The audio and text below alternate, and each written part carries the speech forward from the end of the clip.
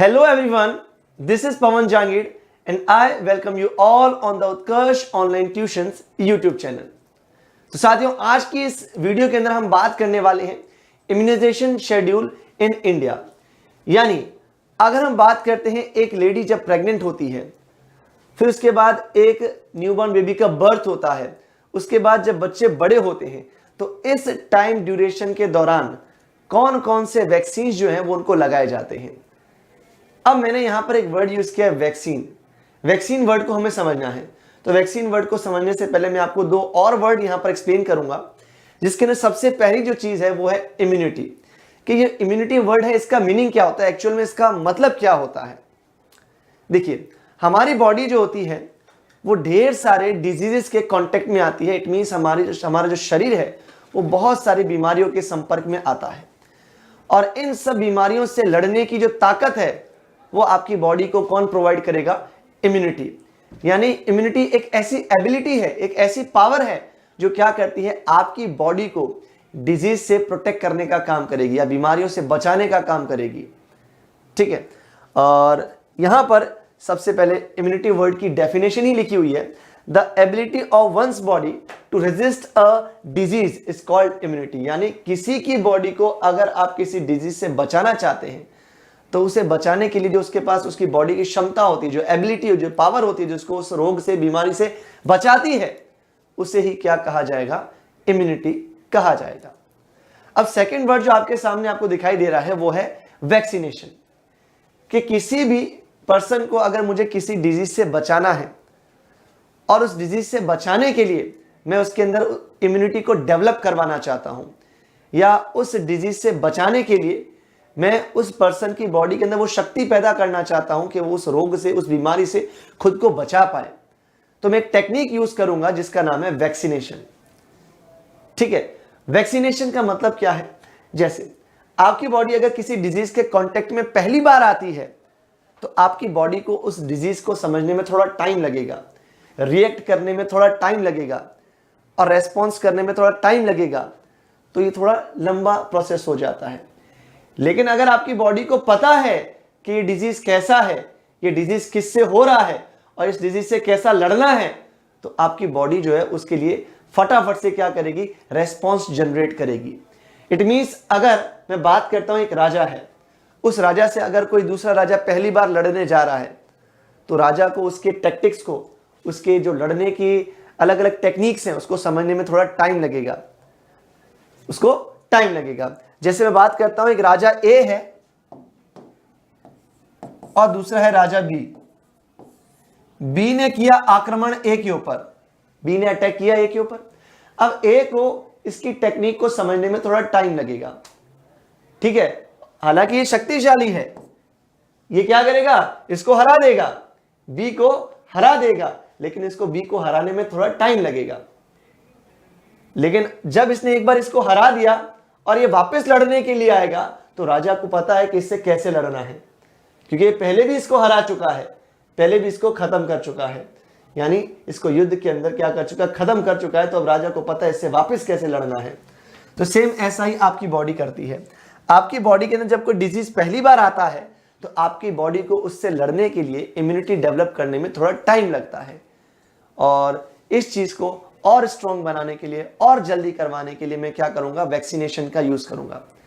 Sir, vaccination के अंदर क्या किया जाता है? आपको वैक्सीन्स लगाई जाती हैं। सर, वैक्सीनेशन में वैक्सीन लगाई जाती है, तो ये वैक्सीन वर्ड का मतलब क्या होता है? वैक्सीन वर्ड का मीनिंग क्या होता है? तो वैक्सीन की अगर मैं यहां पर बात करता हूं तो वैक्सीन के अंदर क्या किया जाता है? बेसिकली सिंपल सी चीज है, आपको स्मॉल डोज दिया जाएगा। सर, ये स्मॉल डोज जो आपको देते हैं किस चीज का देते हैं? तो इसके अंदर क्या किया जाएगा? आपको आपकी बॉडी के अंदर वीक या डेड, वीक या dead disease causing micro organism को आपकी बॉडी के अंदर एंटर करवाया जाएगा। क्या किया जाएगा कि जो डेड या weak disease causing microorganism होते हैं इनको आपकी बॉडी के अंदर क्या करते हैं, एंटर करवाते हैं। सर समझ में नहीं आया?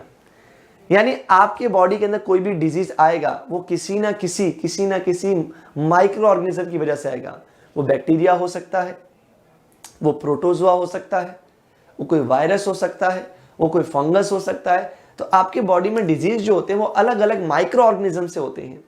ठीक है, अब आपकी बॉडी को ये नहीं पता है कि आपकी बॉडी के अंदर जो माइक्रो ऑर्गेनिज्म एंटर करवाया है वो डेड है या लिविंग है। तो आपकी बॉडी क्या करेगी, उससे लड़ने के लिए क्या करेगी, उससे लड़ने के लिए एंटीबॉडी बनाएगी। क्या बनाएगी?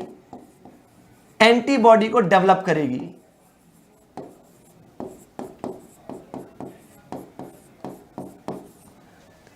वापस सुनना कि आपके बॉडी के अंदर जानबूझ करके क्या किया गया, वीक या dead disease causing micro organism को आपकी बॉडी में एंटर करवाया गया ताकि आपकी बॉडी क्या करे, उससे लड़ने के लिए एंटीबॉडी बनाए।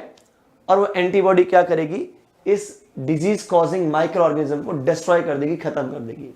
यानी वो एंटीबॉडी या प्रतिरक्षी क्या करेगी, उस सूक्ष्म जीव को नष्ट कर देगी जो आपको क्या कर रहा है, बीमार कर रहा है।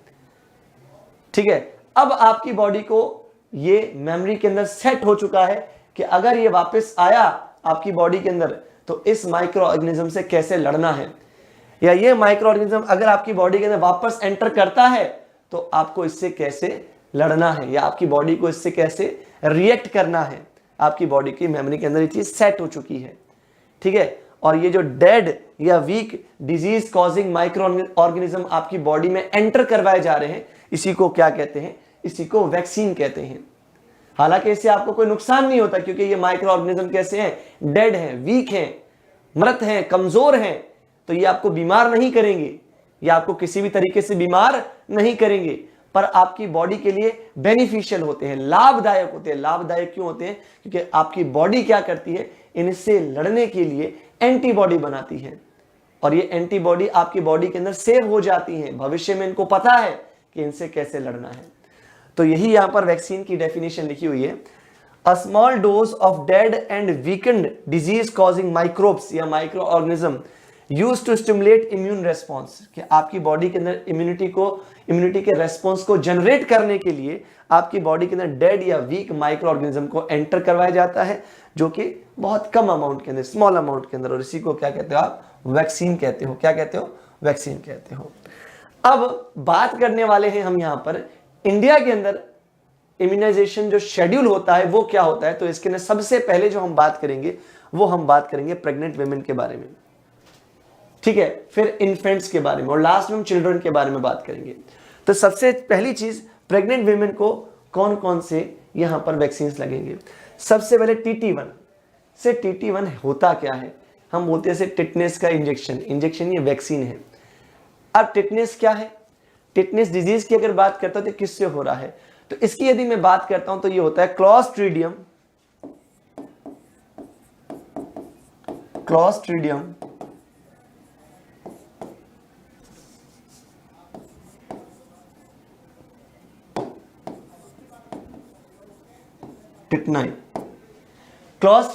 टिटनाई। अब इसकी अगर मैं बात करता हूं तो ये वैक्सीन आपको कितने लगेंगे, आपको मतलब प्रेग्नेंट वुमेन की बात करते हैं तो उनको कितने लगते हैं उसकी बात कर लेते हैं। तो अगर प्रेग्नेंट वुमेन की बात करते हैं तो पहले लगता है TT1। कब लगता है? प्रेगनेंसी की शुरुआत में ही लग जाता है। ठीक है, फिर आता है TT2। ये कब लगता है? तो TT1 लगने के 4 सप्ताह के बाद, यानी 28 दिन के बाद ये लगेगा। फिर आता है कौन सा? TT booster. और TT बूस्टर की बात करते हैं तो ये कब लगता है कि जब वो लेडी 2 TT की डोज ले चुकी है, यानी TT1 भी ले चुकी है और TT2 भी उसको वैक्सीन लग चुका है। उसके बाद pregnancy with in the last 3 years. Sir इस लाइन का मतलब समझ में नहीं है, इस लाइन का मतलब समझाओ कि अगर किसी लेडी को TT1 लग चुका है, TT2 लग चुका है, उसके लगभग 36 महीने के भीतर उसको क्या लगाया जाएगा, यहां पर TT बूस्टर लगाया जाएगा। 36 महीने के भीतर यानी अंडर 3 इयर्स। ठीक है, फिर बात करते हैं नेक्स्ट नेक्स्ट अगर डिस्कस करते हैं तो अब हम बात करेंगे नवजात यानी इन्फेंट्स की, कि जो न्यूबॉर्न बेबी होते हैं उनको कौन से वैक्सीन लगते हैं, जिसके लिए सबसे पहला है बीसीजी। बीसीजी वैक्सीन की बात करते हैं तो ये आपको किससे बचाता है, टीबी से बचाता है। और टीबी डिजीज किससे होता है, माइकोबैक्टीरियम ट्यूबरक्लोसिस से होता है। माइकोबैक्टीरियम ट्यूबरक्लोसिस से ये डिजीज होता है, तो इससे बचाने का काम कौन करेगा, बीसीजी। अब बीसीजी का जो वैक्सीन है कब लगेगा, या तो जन्म के तुरंत बाद लगता है और as early as possible in till 1 year of age, यानी जितना जल्दी हो सके उतना जल्दी लगाना है, पर 1 साल के अंदर तो ये वैक्सीन लगना ही चाहिए, क्योंकि ये टीबी से बचाने का काम करेगा। क्या नाम है इसका, बीसीजी। फिर बात करते हैं हेपेटाइटिस बी। हेपेटाइटिस बी किससे होता है, वायरस से होता है। हेपेटाइटिस बी किससे होगा, वायरस से होगा। और ये भी कब लगता है, एट बर्थ, यानी जन्म के तुरंत बाद लगेगा। As early as possible within 24 hours, means जन्म के 24 घंटे के भीतर इस वैक्सीन को लगाना अनिवार्य हो जाता है। फिर OPV 0। अब OPV क्या है, OPV की फुल फॉर्म होती है oral polio virus, sorry vaccine.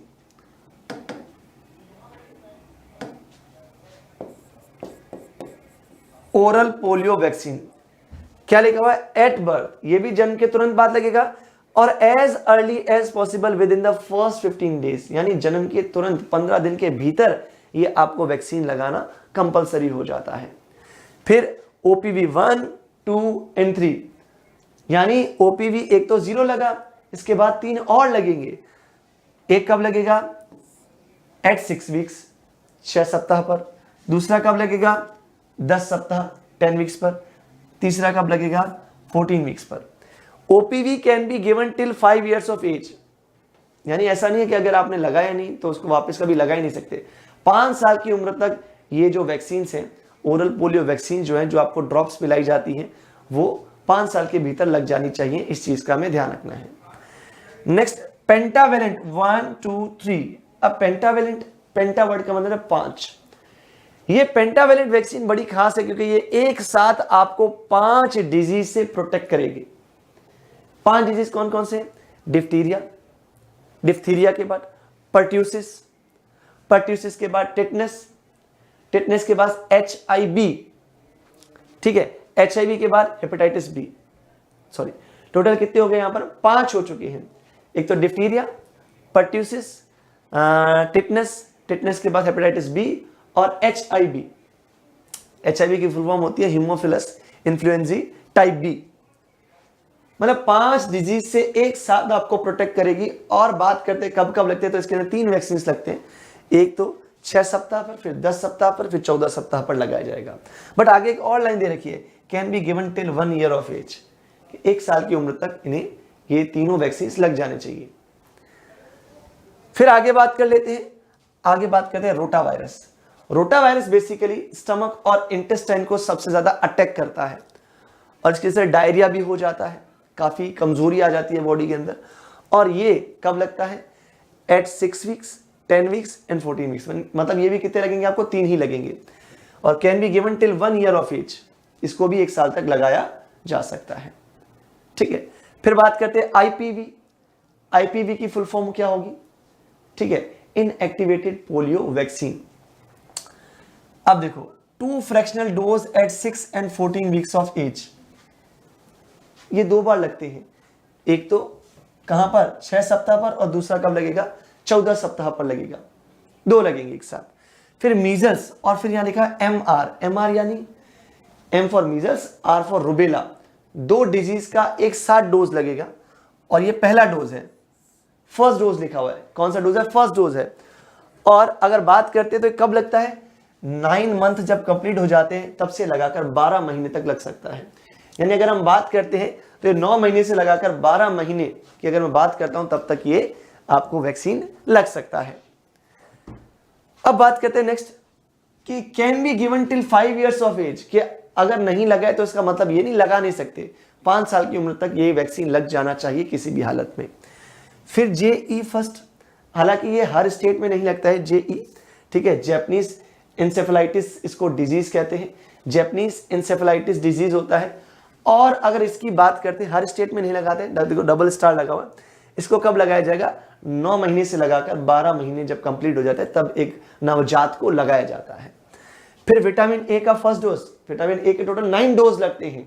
अभी किसकी बात करें, फर्स्ट डोज की बात करें, और ये 9 महीने जब कंप्लीट हो जाएंगे, जब मीजल्स और रुबेला का आपको वैक्सीन लगता है, ये एमआर लिखा हुआ ना, ये जब वैक्सीन लगता है तो इसके साथ साथ आपको ये भी वैक्सीन लग जाता है विटामिन ए का। फिर आगे बढ़ते हैं, अब बच्चों की बात की जाएगी कि बच्चों के अंदर कौन कौन से, अभी तक नवजात की बात करें, लगभग 12 महीने के बच्चे की बात कर रहे थे, अब हम आगे बढ़ेंगे तो बच्चों के अंदर कौन कौन से वैक्सीन लगते हैं उसकी चर्चा करेंगे। इसके लिए सबसे पहले डीपीटी, डीपीटी की फुल फॉर्म देखते हैं तो इसका डिप्थीरिया, पर्ट्यूसिस, टिटनेस, 3 डिजीज का एक साथ लगता है और ये बूस्टर है, यानी पहले भी डीपीटी का लग चुका था, अब ये बूस्टर आ चुका है। ये कब लगेगा, लगभग 16 से 24 माह के भीतर। नेक्स्ट मीजल्स या एमआर का सेकंड डोज, पहला डोज यहां पर लग चुका था, देखो पीछे, अब सेकंड डोज की बात करें तो सेकंड डोज जो है वो कब लग रहा है, ये भी 16 से 24 माह के बीच में।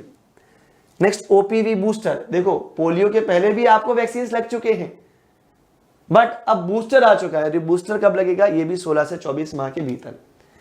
नेक्स्ट जेई, जेई यानी जैपनीज इंसेफेलाइटिस, ये अगर बात करते हैं तो ये पहले भी आपको लग चुका था, यहां पर देख सकते हैं जेई, ये इसका सेकंड डोज आया है, तो ये सेकंड डोज कब लगेगा, सेकंड डोज कब लगता है, 16 से 24 माह के भीतर। नेक्स्ट अब बात करेंगे विटामिन ए की। विटामिन ए की अगर हम बात करते हैं तो इसका फर्स्ट डोज लग चुका था, आप देख रहे थे पीछे मैंने बताया था, मैंने बोला टोटल 9 डोज लगते हैं, अभी 8 बाकी हैं। 8 डोज जो आपके बाकी हैं वो कैसे लगते हैं, जब बच्चा 2 साल का हो जाएगा, 1 से 2 साल के बीच में हर 6 महीने के अंदर उसको एक वैक्सीन लग जाएगा, यानी बाय एनुअल होता है। बाय एनुअल वर्ड का मतलब क्या हो जाएगा, साल में 2 बार लगता है।